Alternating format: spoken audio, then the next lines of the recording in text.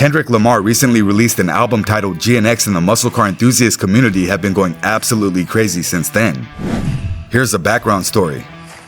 Lamar announced on social media that he had bought a vintage, limited edition 1987 Buick Grand National Experimental, GNX, the same vehicle his father had driven him home from the hospital after his birth, when the band's accompanying concert tour ended in March 2024.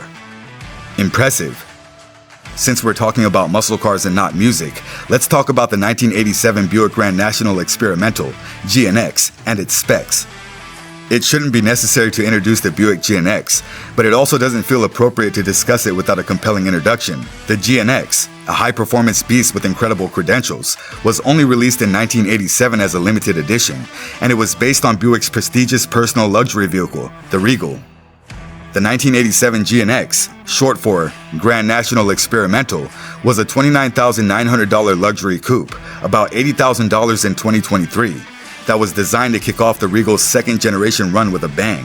It had a good enough specification sheet to completely destroy performance cars from the same era, like the Ford Mustang GT and the Chevy Corvette, as well as foreign supercars like the Ferrari F40. You see, the GNX is essentially simply an enhanced Buick Regal that has been adapted from a Buick Grand National. When you consider its true powers and the people who contributed to its construction, however, things become much more bizarre than they initially appear. The Grand National grade, which was Buick's top Regal by 1987, had a turbocharged 3.8-liter V6 engine that produced 245 horsepower and 355 pound-feet of torque, an already remarkable amount at the time. Buick, however, was aware that its turbo V6 was capable of more, so it sent 547 units to McLaren Performance Technologies for some enhancements in an effort to make a statement as it concluded the Grand National's second-generation run. In order to comply, McLaren improved the Grand National's powertrain in every manner for the GNX that was produced. It was equipped with a new Garrett hybrid turbocharger with a maximum boost of 15 psi, a more robust turbo-hydromatic 3-speed automatic transmission, a less restricted exhaust system, more dynamic turbine shafts and a redesigned turbo housing, and much more. The GNX could produce 276 horsepower and 360 pound-feet of torque, and Buick's turbocharged V6 had practically been tuned to its peak. As if that weren't enough, it was subsequently determined that Buick had been overly modest in his assessment, and the results of additional dyno tests indicated that the GNX actually generated about 300 horsepower and 400 pound-feet of torque. What is the result of all that power? After testing, it was found to be the fastest automobile in the world, with a 4.7 second 0 to 60 mile per hour duration from a stop and a 13.2 second quarter-mile time.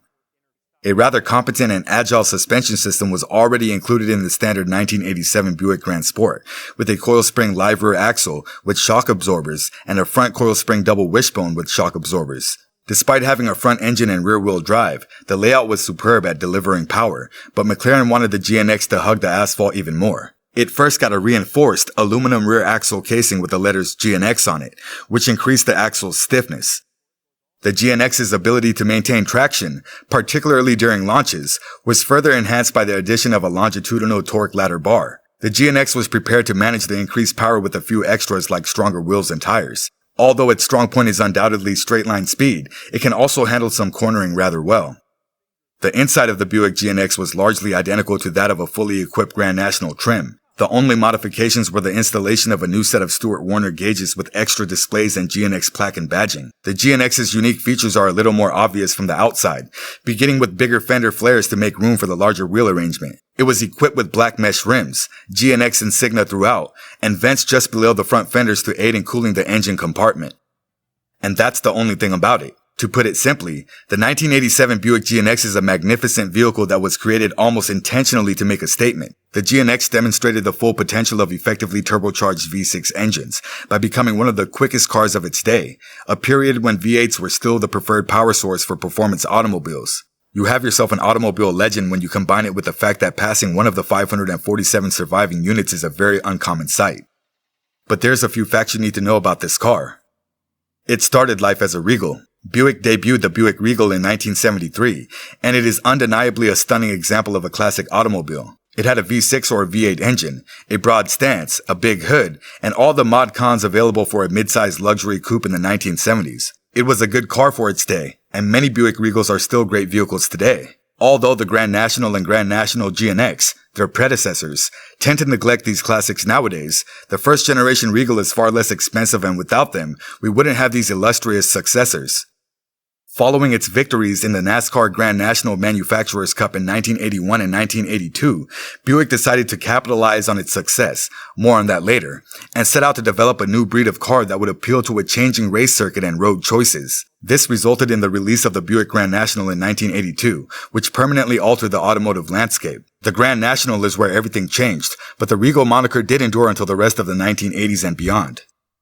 The name change is thanks to Buick's race success. As previously said, Buick enjoyed two outstanding NASCAR Grand National Series seasons in 1981 and 1982. The Buick Grand National, named after the race, was introduced at the Daytona International Speedway as a result of this success and Buick's belief that what wins on Sunday will sell on Monday. The release of a new brand of muscle car was intended to help General Motors and Buick revive their racing glory days of the 1960s, but it accomplished much more than that. It helped cement their place in history by producing what will go down as one of the greatest muscle cars ever produced. The 1982 GN had more than just a new name. It also had a new grille, front and back spoilers, block writing on the Buick emblem, and a naturally aspirated 4.1-liter V6 engine that produced a very meager 125 horsepower as standard. Years of V6 tweaking made them a beast. The Grand National did not have a lot of horsepower in its first year, and no model year was established in 1983. As a result, it wasn't until 1984 that the Grand National truly began to shine in terms of horsepower and performance capabilities that matched its new aggressive and sultry black look. Over the years, Buick began to erode the potential of a V6 during a period when the automobile industry was focusing on reducing emissions, and the results were remarkable. The 1978 Buick Regal Sport Coupe was the first Regal to have a turbocharged V6, although a 3.8-liter V6 that was sequentially fuel-injected and turbocharged did not appear in the Grand National until 1984. It undoubtedly made all the difference and began to create some anxiety among Buick rivals. A new intercooler and a two-piece aluminum manifold for the air intake were added to the 1986 model, increasing intake, as was the case with each subsequent model year. In the GN, the engine just grew stronger. The Grand National isn't the most expensive performance car. This isn't the car for you if you want a vehicle that can go more than 500 miles on a single tank, use little gasoline, and has all the latest technology in the interior. However, you can get a Buick Grand National for an average price of $47,558 if you're searching for a gorgeous 1980s muscle vehicle with a lot of horsepower, a nice throwback interior and electronics, some actual dragability, some of the highest kudos points available, and a vast roomy cabin. We are aware that's a significant sum of money, particularly in the current economic climate, and that some sports cars can be purchased for less than $20,000. However, the Grand National is a muscle car that makes every effort to disrupt the automotive industry and pressure even some of the largest automakers to step up their game. Considering that the Buick Grand National was the fastest American production car of the year, and that it could have been purchased for $17,444 in 1986, we believe it is a lot of money. What an amazing spec. Do you think this car is worth the hype, or is it overrated? Well, you can stream the album on Spotify and drop your favorite track in the comment section, and don't forget to subscribe.